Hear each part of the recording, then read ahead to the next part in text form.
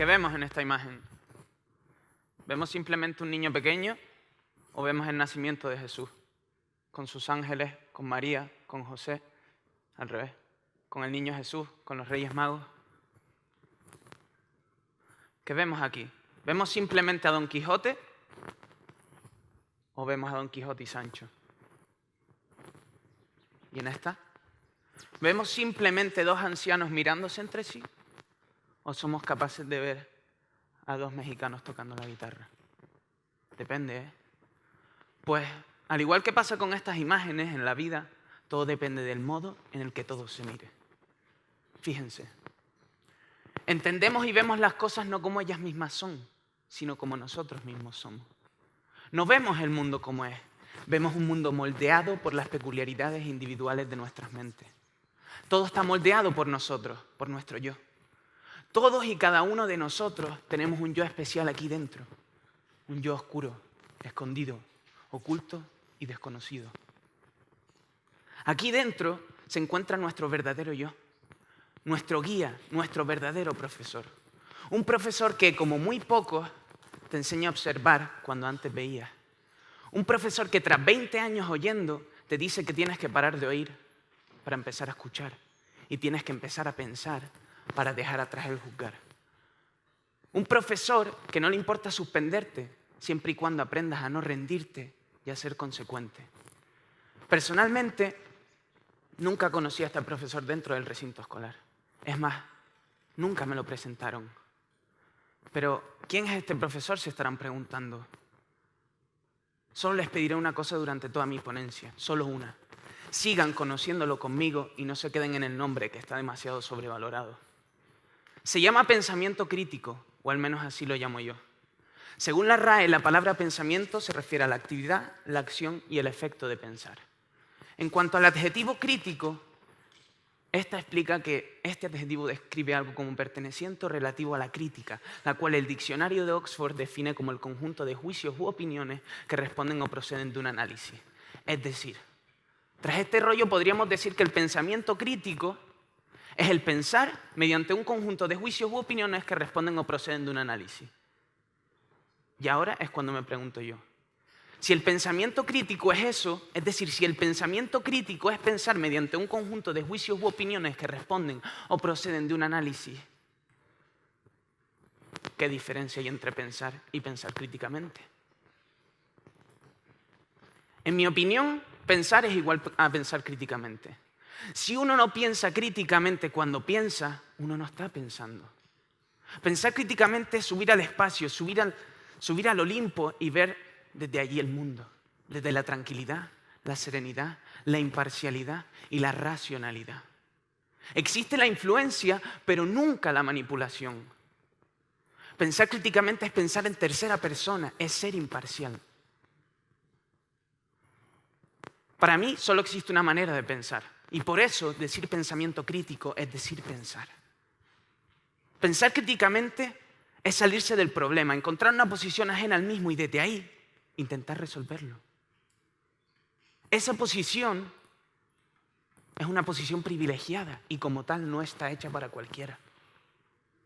Lo difícil del pensar no es ejecutar la acción estando aquí arriba. Lo difícil del pensar no es ver el mundo estando ya aquí.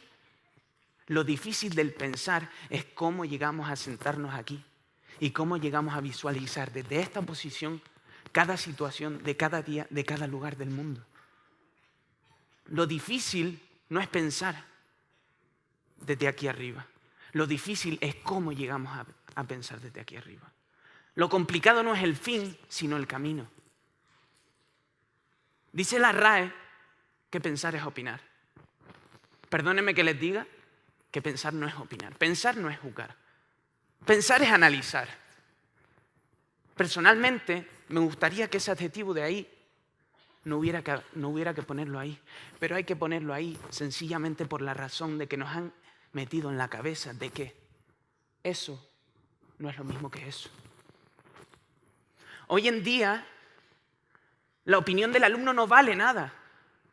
El alumno está infravalorado, el alumno no tiene ni voz ni voto en nuestra educación. El alumno no está siendo escuchado. Tu opinión no importa. como máximo le importa a tu compañero de pupitre, que es en el momento en el que tu profesor te dice, oye, vosotros dos, si queréis hablar en el patio, eso está muy bien, ¿eh?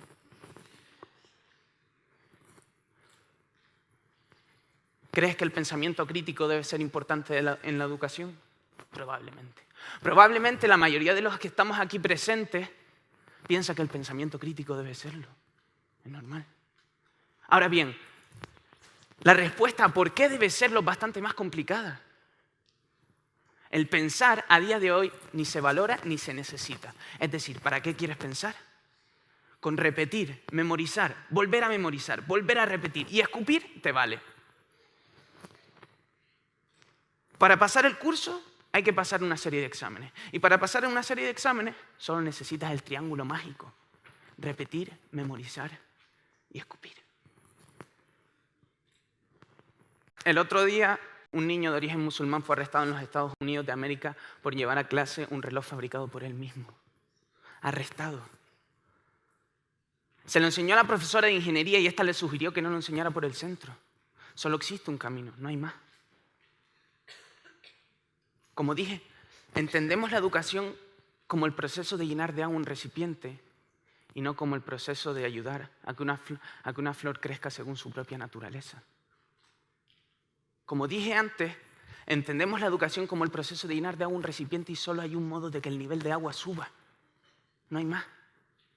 Cogemos una planta, le aplicamos un hierro como corregidor y dejamos que la planta crezca según hemos colocado el hierro.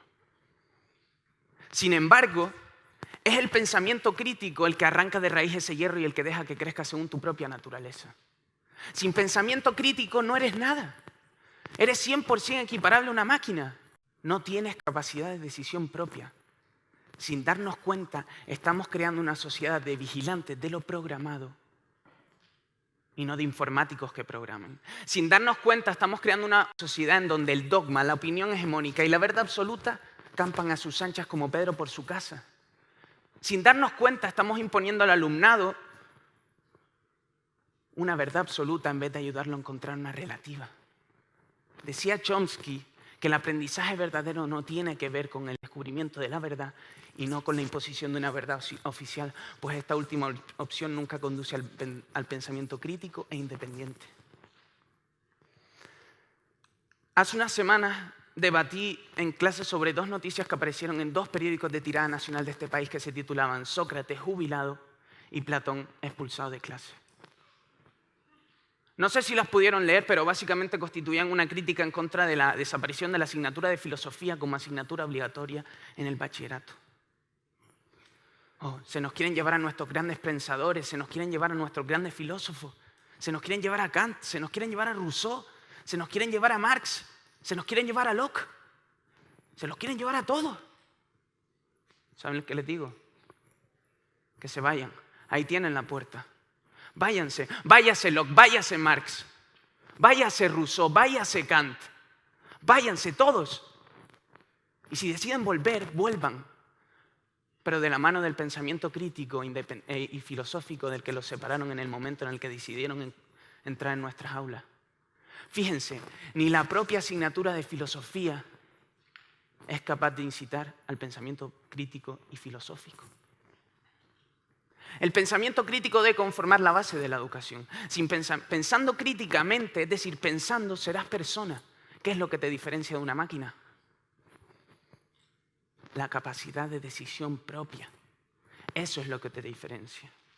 Actúa según tú quieras actuar y no como otros quieran que actúes. Actúa según tus principios, según tu forma de ver la vida.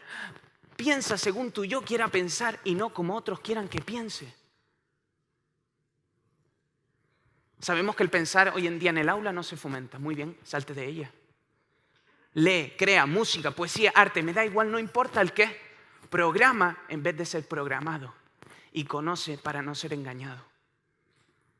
La nota es importante, sí, pero la nota es una cosa. Esto, otra. La solución desde nuestra posición, desde nuestro punto de vista, desde los alumnos, es muy simple.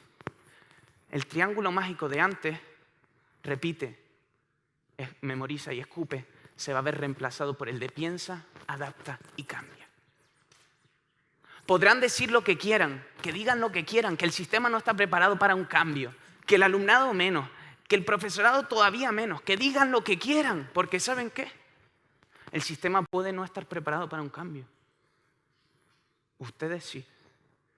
El cambio es de ustedes. El cambio pertenece a ustedes. Si no trabajan por sus sueños, alguien los contratará para que trabajen por los suyos. Si no trabajamos por nuestro cambio, alguien vendrá y nos hará trabajar por el suyo. El cambio nace a partir de esa puerta y muere cuando uno decide cerrarla.